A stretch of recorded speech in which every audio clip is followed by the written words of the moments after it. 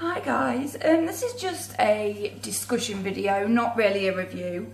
I just wanted to do this. I've been using drippers now for, I say, a month and a half, something like that, maybe longer. And before I actually bought my first one, I nearly didn't bother, because years ago when I used to drip, drippers were like this. There's no drip well or anything, and you were literally dripping every time you had like 3 or 4 drags, you'd have to drip more e-liquid onto it. But they've changed a lot since then, so I want to do this video. I mean, the first one that is an obvious thing for me is having to drip. I mean, with a tank, you know, a bog standard tank like that you buy coils from the shop. You buy your coil, you stick your coil in, you prime it, liquid, done. And you can just go out and you've got, you know, with 5 ml of e-liquid in there and you're good to go. So that was the biggest thing that I was, because with a dripper, I thought you'd be dripping quite often, but no, not with the modern drippers. I can get the bottom off it and show you. Not all of them, it's going to depend which one you get. But this is the first one I bought, and this is the Kennedy 25. You can get one, you can buy these for a tenner off eBay. The drip well on this is quite big. I mean, once you've got your coils and your cotton in there, you could get a couple of ml of e-liquid in it and then be vaping away quite happily for, depending on how much you vape, for quite a while without having to, you know, put more liquid in. So it's not quite, dripping is not what it used to be. So it's not as bad as what you would think it would be with putting your e-liquid in. Also now, if you really don't want to drip but you want the flavour, because the biggest pro for me with a dripper is the flavour. So if you're wanting the flavour and you're wanting, you're not really wanting to drip, you've got a solution now. You could go out and get yourself a bottom feed mod, they call squonk mods, which simply, the most simplest way to put it, the screw at the bottom of your dripper. Most drippers nowadays come with it, so you can change them out. My other dripper, my Dragor from Og Vape, this one, came with one, and you get a screw with it.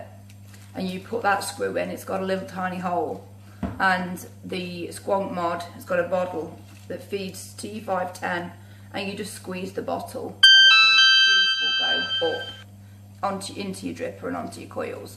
So you don't need, you could fill that up, because some of them are up to like 10 ml. You could fill that up and go out just like you could with a tank and have the benefits of a dripper for the taste and the vapour. Yeah, so that's what the pin looks like.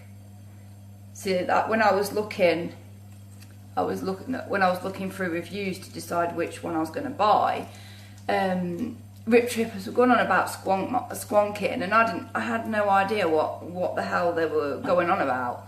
So that is what it means. If you like looking into drippers, squonking is basically a way of getting around the dripping part of it. I will be getting one actually. iJoy are bringing a regulated dripper, squonk mod out. I think it's called the iJoy Capo 100 something squonk, something like that. If you look it up, it will come up. They're on pre-order at the moment, but they will be out hopefully sometime at the end of the month. So I will be getting one, and I'll review that straight away for you guys. So that gets rid of the biggest con for me with dripping, was having to drip. The next thing obviously is coils. The coils for these types of tanks, it is easy. You just stick the coil in, unless you're using RDA decks, fireworks. Unless you're using RDA decks, then, I mean, if you're doing that, you've probably already had drippers anyway, which is, this video's more for people that have never done it. So yeah, you stick your coil in, you're good to go. With these, obviously, you've got to you've got to put the coils in yourself. But learning to make the coils is not hard. I mean, it did take me a few times, and at first I was only vaping with one coil in, which still worked really well, even though, you know, it's a dual coil build deck. You can just use one coil, which is, I did that for a week or so until I got the hang of having two in there and getting them heating, you know, evenly. But it didn't take much. I persevered and I did it, and now it works just fine. The cost, the coils you buy from the shop, some of them can be up to like £5 a coil. You could buy you could buy all this cotton for that. This wire was less than £1, and that's going to last me a good while without having to think about buying anything else.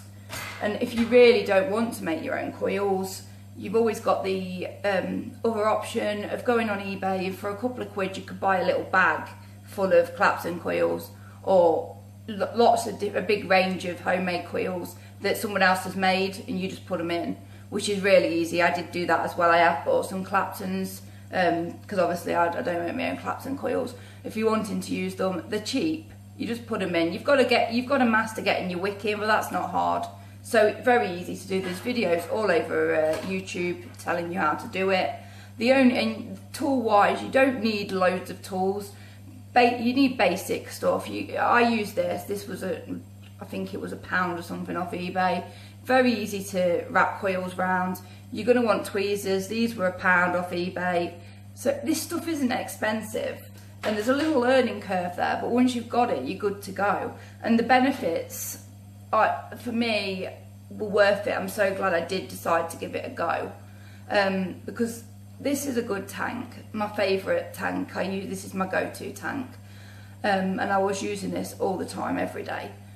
I bought my first dripper and used it for a couple of days. Went back to this, and this tastes so diluted now. The taste is, this used to taste amazing to me, and now it's just so diluted.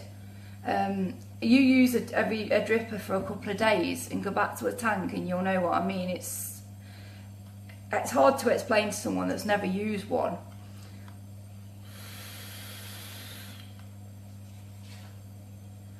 And the vapour you're going to get off it, you're going to get way more vapour off one of these without the heat. I mean, you could get good vapour off, you could turn this up and get good vapour off it, but you forget the same amount. You'd have to turn this up that high that it'd be hot, and I don't like a hot vape. Whereas with this, you've got your airflow wide open. It's a cool vape.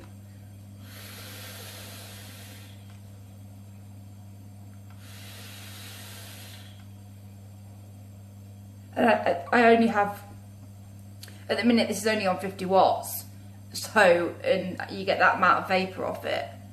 And personally, it wasn't even the vapour that did it for me, it was the flavour.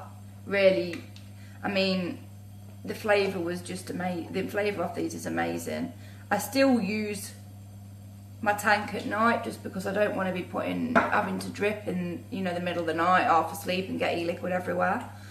So I do still use this tank.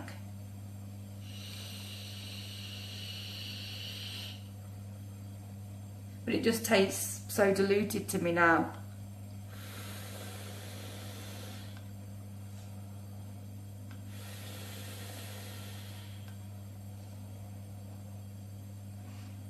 So yeah, they are the main pros and cons. Obviously, like I said, having to drip, unless you buy a squonk mod, can be a pain in the backside, especially if it's somewhere like you're driving, something like that. It's going to be impossible to do. Squonk mod does sort that out. Coils, building your own coils, it can be a pain at first, but once you get the hang of it, it's trust me, if I can do it, anybody can do it. And they're cheaper. They're going to be a lot cheaper than buying coils for a tank. Next one, which is one actually I wouldn't have thought of, is the fact these have no glass. And that sounds like such a stupid thing, but the amount of times I've smashed my glass, even with these vape bands on, is just a crazy amount. With this, I've actually dropped the top cap off this when I've taken it off, and not even a mark on it. So all of these are going to be metal, they're going to be covered, so you're not going to worry about smashing glass. So that's another thing.